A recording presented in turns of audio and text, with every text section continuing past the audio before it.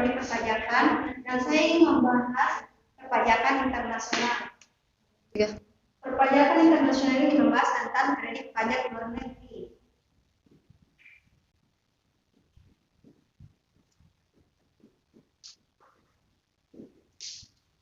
Dan transaksi dengan mata uang asing.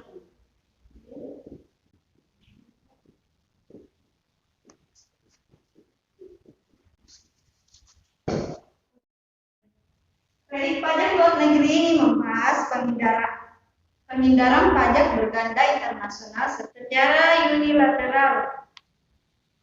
Terus akan membahas lagi konsekuensi prinsip worldwide income. Untuk penghindaran pajak berganda internasional secara unilateral dari prinsip worldwide income, Undang-Undang PPH mengatur bahwa penghasilan diterima atau diperoleh wajib pajak dari luar negeri dikenakan pajak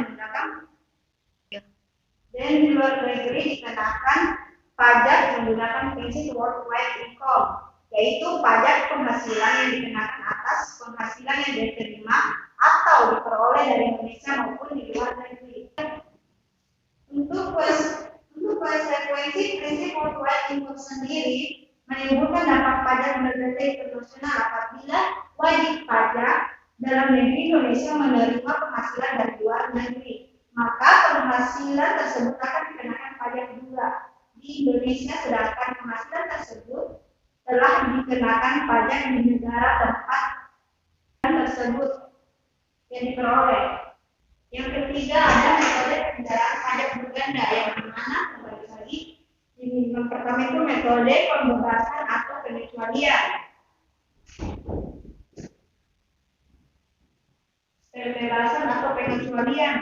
Yang dimana pembebasan pajak atas penghasilan yang bersumber dari luar negeri. Jadi penghasilan yang diterima di negeri sumber akan dikecualikan dari pengenaan pajak.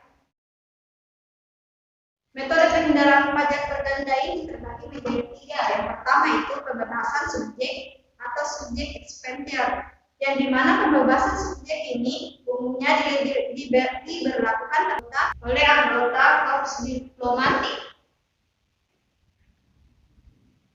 Korps diplomatik ini sesuai dengan hukum internasional mendapatkan privilege atau hak istimewa, yang dimana pemajakan mereka hanya dikenakan pajak oleh negara penerimanya sendiri.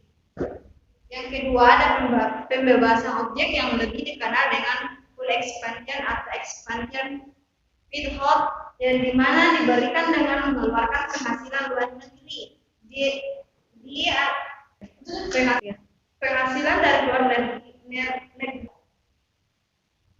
Penghasilan dari luar negeri dari basis pemajakan WPDN, negara expansion withhold progression.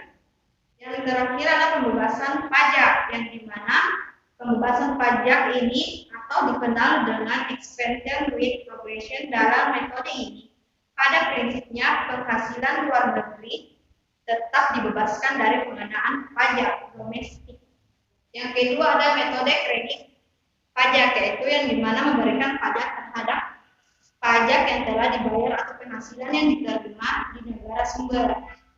Selanjutnya kredit pajak PPH pasal 24, di mana pajak penghasilan PPH pasal 24 ini batas maksimum kredit pajaknya adalah nilai yang terendah dari 3 unsur perhitungan sebagai berikut. Sama itu jumlah pajak yang tertentu dibayar di luar negeri, yang dimana sebagai contoh PT Cemara memperoleh penghasilan neto dari tahun 2009 yang dimana penghasilan luar negeri ini sebanyak 500 juta dengan tarif pajak 40%.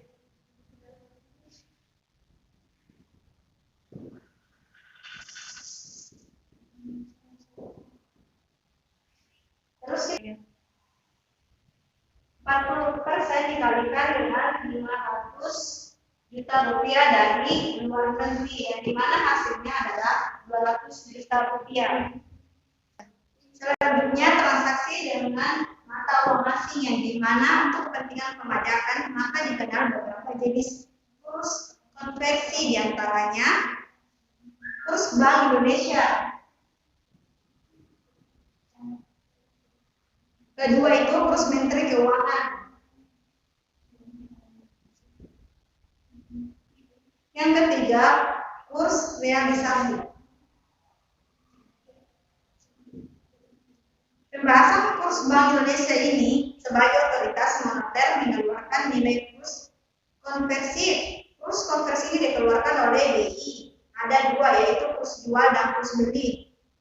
Terus kurs pembahasan Menteri Keuangan, yang dimana sebagai otoritas di bidang keuangan termasuk pajak mengeluarkan kurs Menteri Keuangan.